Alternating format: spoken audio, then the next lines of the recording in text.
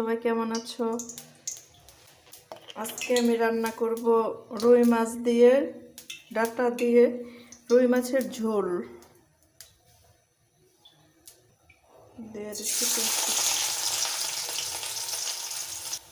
দিচ্ছি 1 চা চামচ হলুদ গুঁড়ো, 1 চা চামচ মরিচ গুঁড়ো, 1.5 চা চামচ সজের গুঁড়ো, স্বাদ মতো লবণ।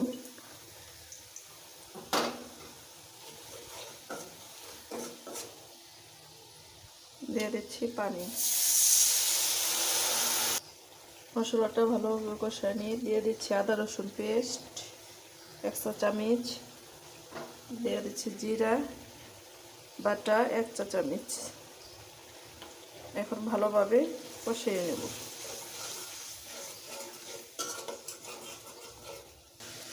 দিয়ে দিচ্ছি কিছু কাঁচামরিচ 3-4টা।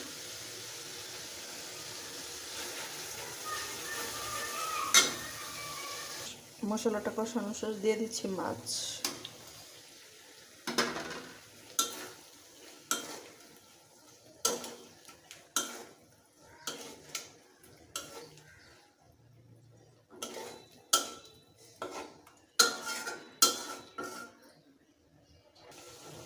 মাছটা কষানো হয়ে গেছে, এখন উঠিয়ে নেব।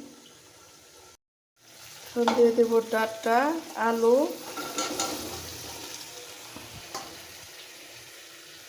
এখন ভালোভাবে কষিয়ে নেব। ঢেকে দিলাম সিদ্ধ হওয়া পর্যন্ত।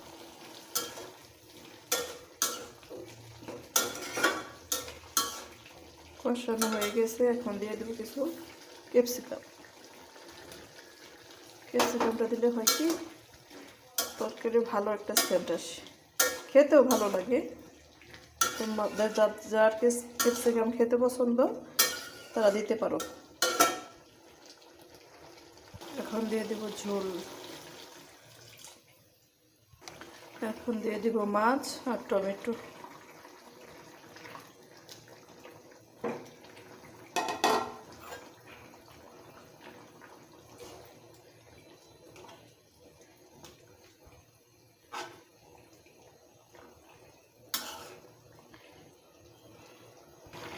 এখন দিয়ে দেব কিছু ধনিয়ার পাতা।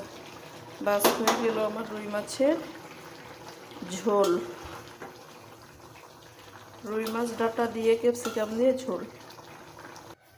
আমার রান্নাটা যদি তোমাদের ভালো লাগে অবশ্যই লাইক কমেন্ট শেয়ার দিয়ে পাশে থাকবা। আল্লাহ হাফেজ।